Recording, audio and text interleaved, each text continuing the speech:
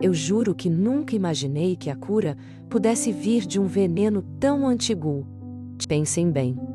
O que vocês fariam se tivessem a chance de salvar a alma de quem destruiu a sua? Essa é uma pergunta que me assombrou por meses, e a resposta que encontrei mudou tudo o que eu achava que sabia sobre perdão. Às vezes, a pessoa que mais precisa de ajuda é justamente aquela que você mais deveria odiar neste mundo. Sejam muito bem-vindos ao nosso cantinho, o Histórias Depois do Fim, onde a gente sempre encontra luz na escuridão. É uma alegria imensa ter vocês aqui comigo, porque sem essa plateia atenta, essas histórias não teriam força para serem contadas. Vocês são a razão de eu continuar dividindo esses pedaços da minha vida e das vidas que cruzam o meu caminho. Gente querida, agradeço de coração a cada um que para um pouco para ouvir essas conversas que parecem sair da alma da gente. Mas hoje, eu peço uma atenção especial, porque o que eu vou contar é pesado, e só faz sentido se for visto até o último segundo. Tem uma virada nessa história, um detalhe que eu guardei às 7 chaves, que só será revelado quando chegarmos ao final da jornada. Eu prometo que a revelação de quem eu realmente estava tratando vai fazer o queixo de vocês cair. Então fiquem ligados. Não percam a chance de ver como o destino costura as pontas soltas da vida de um jeito que a gente nunca espera. Para começar a entender essa teia, vocês precisam saber que eu sou Claudice e que a minha vida sempre foi organizada demais para o meu próprio bem. Eu sou terapeuta, daquelas que escutam a dor dos outros, mas que carregam feridas que nem o tempo conseguiu cicatrizar direito. Minha história não começa no consultório, mas sim num dia de verão, há muitos anos, quando o mundo parou de girar para mim. Aquele dia foi o ponto final de tudo o que eu conhecia. O dia em que o trauma se instalou e virou a minha sombra.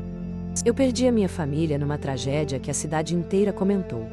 Uma coisa brutal, que levou meus pais e meu irmãozinho. O responsável por aquilo nunca pagou de verdade, sumiu no mundo. E o nome dele virou um sussurro proibido, dentro da minha casa vazia. Eu cresci com essa ausência gritante, e foi essa dor que me levou a estudar a mente humana, tentando entender o porquê da maldade existir. A terapia não era só uma profissão para mim, era uma armadura, um jeito de manter a dor dos outros longe, enquanto eu cuidava da minha. Meu consultório era um refúgio de cores neutras e cheiro suave de lavanda. Um lugar onde a confiança era a única regra inegociável. Eu atendia todo tipo de gente, de empresários estressados a jovens perdidos, sempre com a mesma calma treinada e o olhar acolhedor. Minha vida era uma rotina de horários marcados, anotações cuidadosas e uma solidão confortável que eu havia escolhido para mim. Eu evitava o barulho, as festas e qualquer coisa que me lembrasse a vida intensa que eu tinha antes daquele verão fatídico.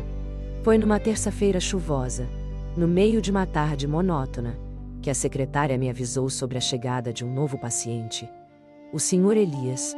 Elias tinha uma voz grave e uma postura tensa, e ele parecia carregar o peso do mundo nas costas largas e curvadas. Ele vestia roupas caras, mas desleixadas, e seus olhos azuis pareciam permanentemente cansados, fugindo do meu olhar a todo instante. Elias me procurou por causa de uma ansiedade paralisante e pesadelos recorrentes, traumas que ele não conseguia nomear ou enfrentar. Na primeira sessão, ele mal conseguiu falar, apenas balbuciou sobre uma culpa que o consumia e a sensação constante de ser caçado. Eu usei todas as minhas técnicas para acalmá-lo, oferecendo o espaço seguro que eu sempre garantia aos meus pacientes. Ele falava de forma muito vaga sobre o passado, dizendo que havia cometido erros terríveis e que tentava recomeçar em outra cidade. Eu anotei tudo com a frieza profissional que me era peculiar, focando na técnica e ignorando a estranha familiaridade que senti. Elias era um nome comum, e o jeito dele de apertar as mãos era um traço de ansiedade que eu via em muita gente.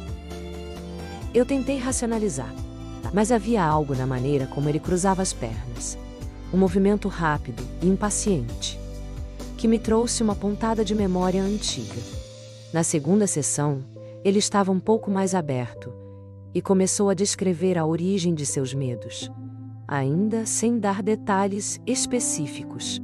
Ele mencionou que a causa de seu sofrimento estava ligada a um evento de violência que havia acontecido há cerca de 20 anos.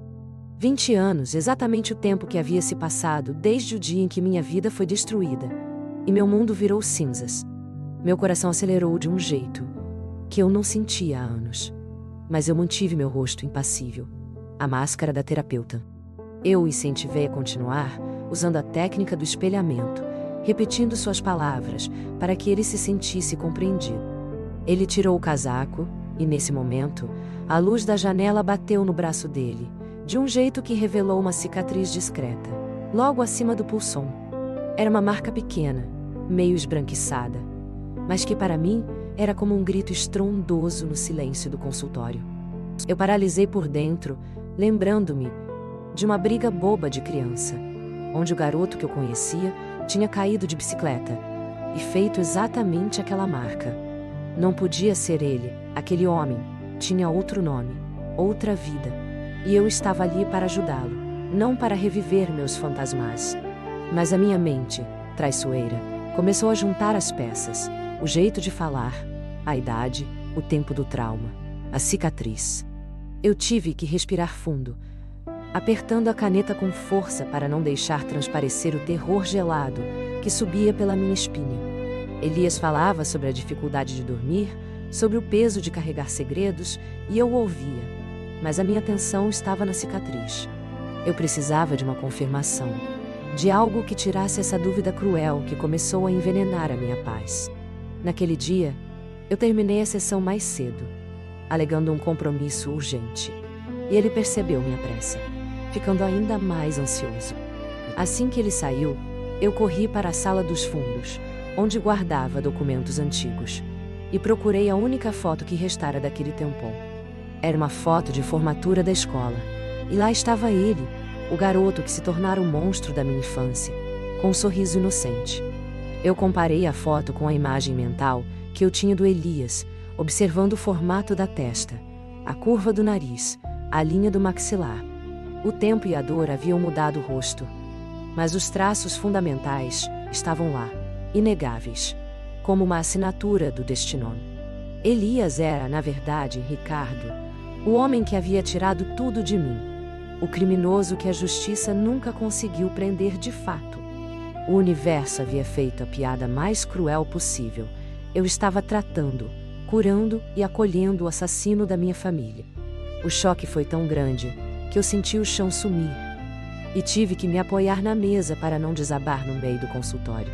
A terapeuta, que deveria ser a rocha, estava desmoronando diante da verdade mais dolorosa e inacreditável da sua vida.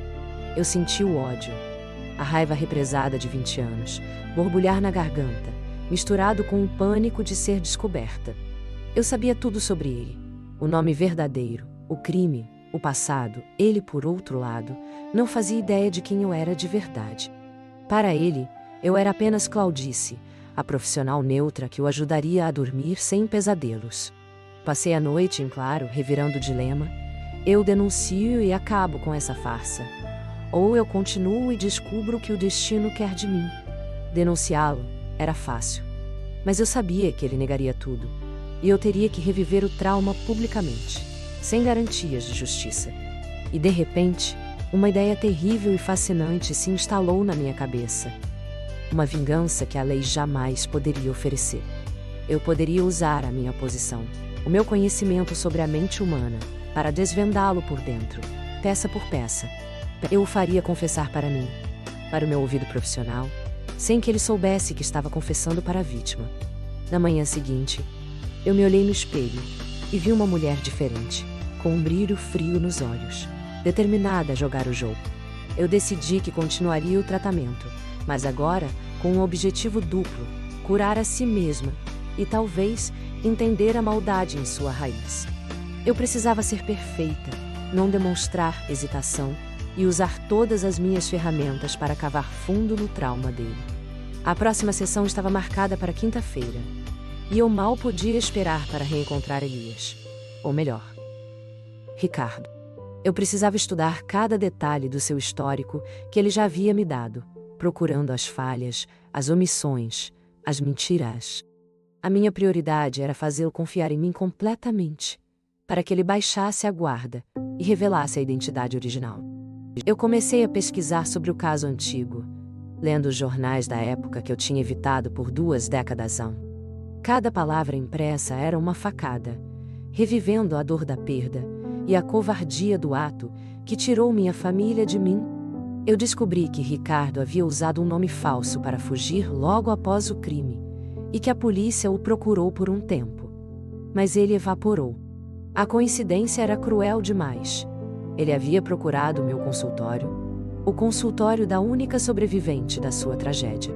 Eu me perguntava se, em algum nível inconsciente, ele estava buscando a punição, ou se o destino estava me dando uma chance de fechar o ciclo. Na quinta-feira, quando Elias entrou, eu o recebi com o meu sorriso mais profissional e caloroso, escondendo o vulcão interno. Ele parecia mais à vontade, talvez pela minha atitude calma, e começou a falar sobre a dificuldade de manter relacionamentos. Ele disse que sentia que, se alguém o conhecesse de verdade, fugiria, e que ele se sentia indigno de qualquer fé. Eu vi ali a oportunidade de aprofundar a conversa sobre a culpa, o cerne do trauma que eu sabia que ele carregava. Eu o fiz descrever a sensação da culpa, pedindo que ele a visualizasse como se fosse um objeto físico. Ele descreveu a culpa como uma pedra pesada no estômago, fria e escorregadia, que o impedia de respirar direito. Eu o guiei para que ele falasse sobre a origem dessa pedra, mas ele recuou, dizendo que era muito doloroso para aquele momento. Eu não o forcei, mas plantei a semente. A pedra só desapareceria quando ele tivesse coragem de tirá-la do lugar. Eu senti uma satisfação estranha em manipulá-lo emocionalmente, em saber que eu estava no controle da narrativa dele. No fundo, eu queria que ele sofresse. Mas o terapeuta em mim sabia que só o sofrimento consciente levava à verdadeira mudança. Eu me perguntei se eu estava sendo uma vingadora, ou se eu estava sendo, de fato, uma profissional, ajudando um homem doente. A linha entre a justiça pessoal e o dever ético era tênue, quase invisível, e eu caminhava sobre ela com medo e fascínio. Eu comecei a notar que Elias tinha tiques nervosos, como mexer na ponta do indicador, sempre que falava do passado. Eu passei a observar esses tiques, usando-os como gatilhos para mudar o rumo da conversa e tocar em pontos sensíveis. Meu objetivo era desconstruir a identidade de Elias, forçando Ricardo a emergir, sem que ele percebesse o que estava acontecendo. Eu decidi que a melhor maneira de quebrar a casca de Elias era voltar para o início de tudo, para a infância. Eu comecei a perguntar sobre a casa onde ele cresceu, os pais, as regras que ele teve que seguir ou quebrar. Ele descreveu uma infância de muita cobrança, um pai ausente e uma mãe que vivia com medo de decepcioná-lo. Eu notei que ele nunca usava a palavra amor quando falava de seus pais, apenas dever e expectativa.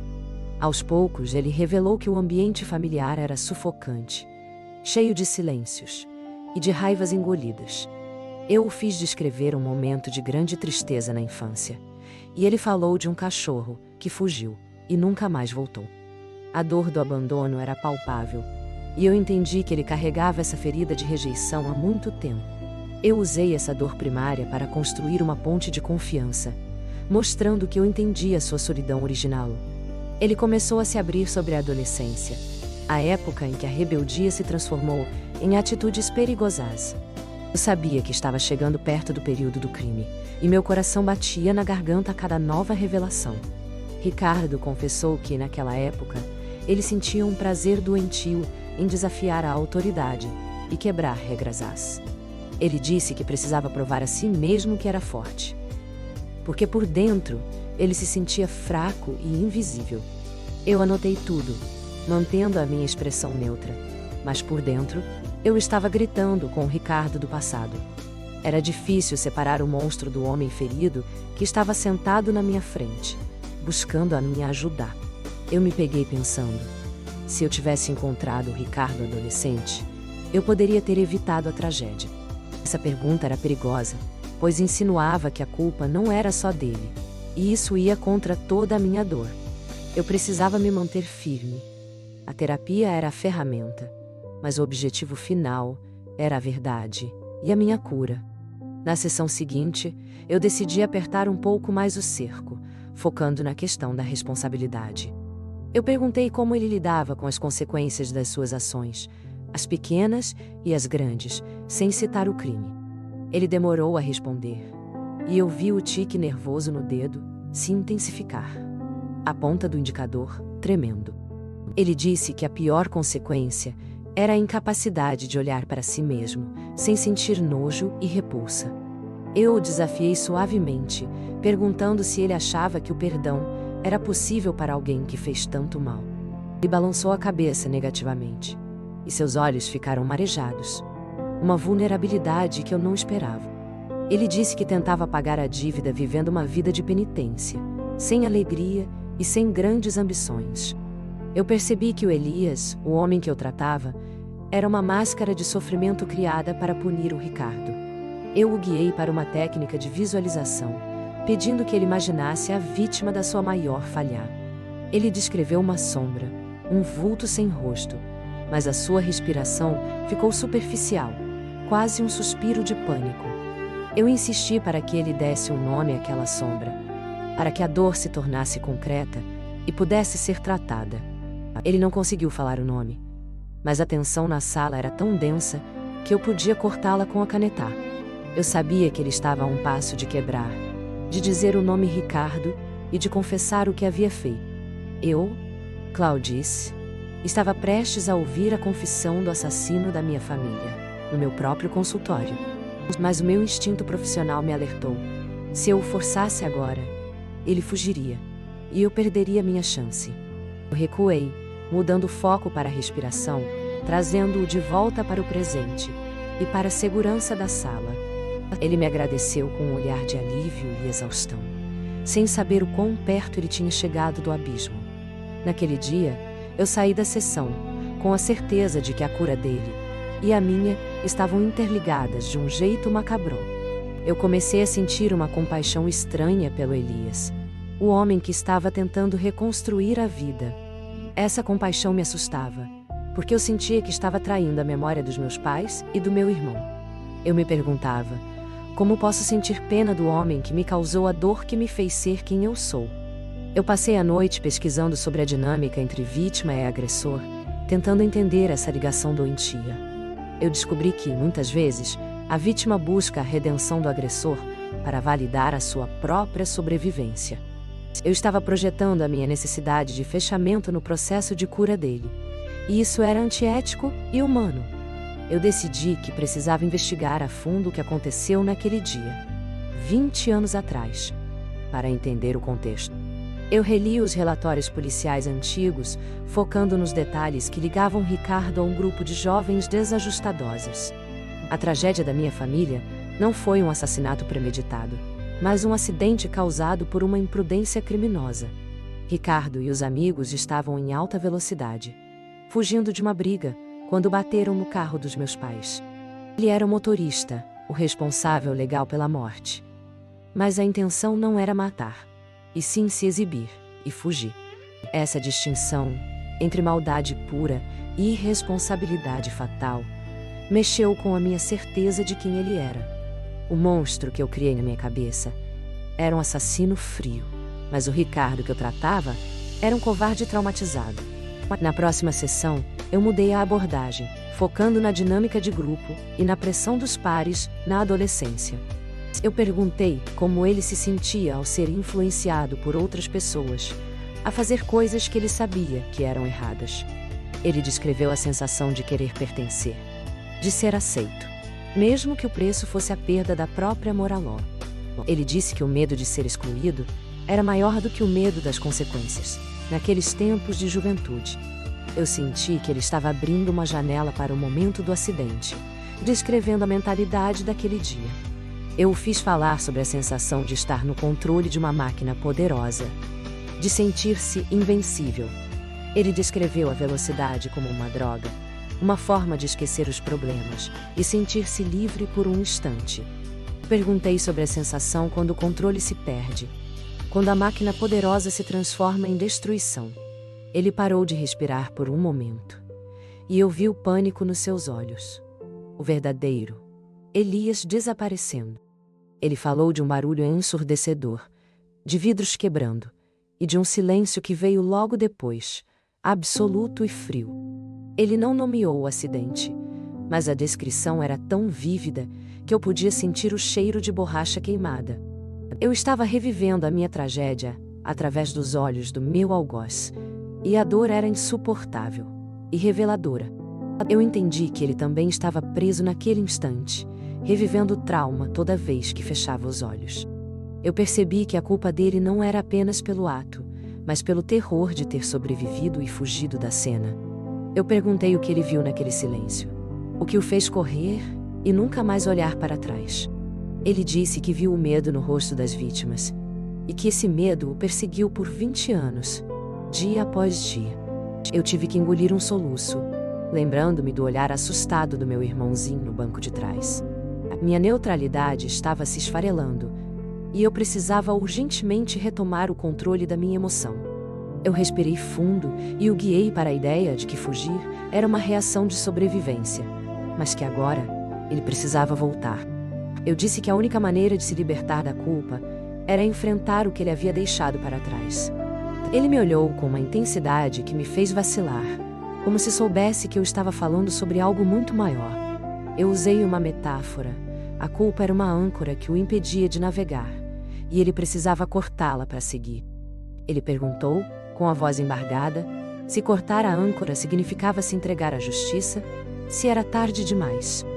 Eu respondi com a calma de sempre, dizendo que a justiça legal era importante, mas a justiça da alma era urgente. Eu o incentivei a escrever uma carta, não para ser enviada, mas para ser lida apenas por ele, para as vítimas. Essa carta seria a confissão que eu tanto esperava, o fechamento que eu buscava, sem que ele soubesse o destinatário real. Ele aceitou a tarefa com uma seriedade sombria, prometendo que escreveria cada palavra com a verdade do coração. Naquela semana, eu senti que estávamos no ponto de virada, onde a identidade de Elias seria finalmente quebrada. Eu me preparei para a próxima sessão como se fosse um julgamento, arrumando a sala e revisando minhas anotações. Eu sabia que ler aquela carta seria o momento mais difícil da minha vida profissional e pessoal. Eu estava prestes a ouvir o lamento do homem que eu odiava, e eu precisava estar pronta para não desabarar. Eu me perguntei se depois de ouvir a verdade crua, eu ainda seria capaz de continuar o tratamento dele. O dever ético me obrigava a tratar o paciente, mas meu coração me implorava por vingança e reparação. Eu comecei a ver que, no fundo, Ricardo também era uma vítima da sua própria covardia e das circunstâncias. Essa humanização dele era o que mais me incomodava, pois tirava a pureza do meu ódio de tanto zanose. Eu estava curando o assassino, mas ao mesmo tempo, eu estava descobrindo a complexidade da dor humana. Eu senti que a minha própria armadura estava enferrujando, e que a Claudice profissional estava dando lugar à Claudice ferida. A próxima sessão definiria tudo, o futuro dele, o meu passado, e a possibilidade de um fim para essa história macabra. Eu só precisava de mais um empurrão para que ele entregasse a carta e revelasse, de uma vez por todas, o seu eu verdadeiro. Eu planejei usar a técnica da cadeira vazia, pedindo que ele colocasse a culpa sentada ali e falasse diretamente com ela. Eu queria que ele se libertasse do fardo, e eu estaria lá para testemunhar a queda da sua máscara de Elias. Eu me olhei no espelho e repeti para mim mesma: você é a terapeuta. Você está no controle. Você vai sobreviver a isso. Mas, no fundo, eu sabia que quem estava sendo tratada ali, na verdade, era eu mesma, através da dor dele. A vingança estava se transformando em algo muito mais pesado, uma busca por um perdão que eu não sabia se conseguiria dar. Eu estava pronta para a confissão que selaria o nosso destino. Eu senti o peso daquela quinta-feira, como se fosse um dia de julgamento final. Eu arrumei o consultório com uma calma forçada, mas por dentro eu tremia de expectativa e medo. A revelação estava a poucas horas de distância, e eu não sabia se conseguiria manter a máscara de terapeuta. Eu me lembrava da minha promessa de vingança, mas agora O que eu sentia era uma necessidade desesperada de paz. Quando Elias entrou, ele não parecia o empresário tenso de antes, mas sim um menino que havia chorado a noite inteira. Ele estava com a carta nas mãos, um envelope pardo amassado, que ele segurava como se fosse um peso insuportável. Eu o convidei a sentar, e o silêncio que se instalou na sala era mais barulhento do que qualquer grito. Ele me olhou nos olhos pela primeira vez, e eu vi a dor pura, sem defesas, e a minha raiva vacilou. Ele colocou o envelope sobre a mesinha de centro, dizendo que não tinha coragem de ler em voz alta. Eu o tranquilizei, dizendo que a coragem dele estava em ter escrito, e que eu leria em silêncio se ele permitisse. Elias apenas assentiu, e eu peguei a carta, sentindo a textura áspera do papel que continha minha tragédia. Eu abri o envelope com as mãos firmes, mas o meu coração batia tão forte que parecia querer sair do peito. Comecei a ler, e cada palavra era uma facada, mas também uma chave que abria cadeados antigos na minha alma. Ele não usava o nome Ricardo na carta, mas falava sobre o jovem irresponsável que buscava adrenalina e aprovação dos amigos. Ele descreveu o momento do impacto com uma clareza terrível, o som do metal, o cheiro de gasolina e o grito. Ele mencionou o grito que o fez fugir, o som que ele ouvia em todos os seus pesadelos. Ele confessou que a fuga não foi por maldade, mas por um pânico covarde, a certeza de que sua vida havia acabado ali. Ele escreveu que a identidade Elias era a cela que ele havia construído para si mesmo, uma penitência sem fim. A parte mais chocante foi quando ele descreveu a família que ele destruiu, mencionando a mãe, o pai e o irmão mais novo. Ele não sabia os nomes, mas a descrição da dor dele era a descrição da minha dor, espelhada. Ele pedia perdão àquela família que ele nunca conheceu, e dizia que desejava que o motorista daquele dia pagasse com a própria vida. Eu terminei de ler a carta com os olhos cheios de lágrimas, mas mantendo a compostura profissional. Eu percebi que o ódio que eu sentia era sustentado por um monstro que existia apenas na minha imaginação. O homem na minha frente era um destroço, um ser humano que carregava a própria punição há 20 anos. Eu olhei para Elias e soube que a vingança não era mais o meu caminho, pois ela só perpetuaria o ciclo de dor. Minha cura estava em ajudá-lo a se libertar da culpa, e ao fazer isso, eu libertaria a mim mesma da raiva. Eu guardei a carta e usei a técnica da cadeira vazia, pedindo que ele falasse com o Ricardo do passado. Ele chorou, esbravejou e finalmente perdoou o jovem covarde que causou a tragédia. Naquele momento, eu senti que o meu trauma estava sendo lavado, não pelo esquecimento, mas pela compreensão. O tratamento continuou por mais alguns meses, focado na reparação interna e na aceitação da sua nova vida. Eu o guiei para que ele encontrasse formas de fazer o bem, de usar a sua dor para ajudar outras pessoas. Ele decidiu trabalhar como voluntário em um centro de reabilitação para jovens infratores, ajudando-os a mudar o caminho. Nenhum de nós jamais mencionou o nome Ricardo novamente. Elias era o nome da redenção que ele estava construindo. Eu nunca revelei que eu era Claudice, a sobrevivente, pois sabia que essa revelação o destruiria completamente. Elias precisava de uma terapeuta, não de uma vítima. A verdade só serviria para alimentar mais culpa e não mais cura. Eu me curei tratando meu algoz, encontrando o perdão não como um presente para ele, mas como uma libertação para mim. Quando a terapia chegou ao fim, Elias me agradeceu, dizendo que eu havia salvado a vida dele. E eu sorri de volta. Eu o vi sair do consultório pela última vez, um homem mais leve, pronto para enfrentar o mundo com responsabilidade. Eu fechei a porta e, pela primeira vez em 20 anos, senti a paz que eu tanto havia procurado. A história de Claudice e Ricardo terminou ali, com a cura mútua, um segredo guardado no silêncio do consultório. Eu entendi que o perdão não apaga o passado, mas ele impede que a dor do passado destrua o seu futuro ano. E assim, eu virei a página, sabendo que a justiça tinha sido feita. Não pela lei dos homens, mas pela lei da alma. Eu sei, gente, que essa é uma história difícil de digerir. cheia de voltas que a gente não espera da vida. Mas agora eu pergunto a vocês que me acompanharam até aqui: o que vocês fariam no meu lugar? Se a cura do seu algoz dependesse da sua capacidade de manter o segredo e guiar o perdão, vocês conseguiriam? Será que a minha decisão de não revelar quem eu era foi um ato de profissionalismo, ou a maior prova de perdão? Eu quero muito saber a opinião de vocês sobre o que realmente aconteceu no consultório, entre Claudice e Elias. Com qual personagem dessa história, Claudice, Ricardo ou Elias, vocês mais se identificaram? E por quê? Deixem nos comentários se vocês esperavam que a revelação final fosse a minha escolha pelo silêncio e pela cura. Eu espero, de verdade, que essa jornada tenha feito vocês pensarem sobre o poder transformador do perdão. Se essa história tocou o seu coração ou fez você refletir, por favor, deixe o seu like aqui embaixo para nos ajudar. E se você ainda não faz parte da nossa comunidade, inscreva-se no canal Histórias Depois do Fim. Não esqueça de ativar o sininho para que o YouTube avise você sempre que tivermos uma nova história emocionante.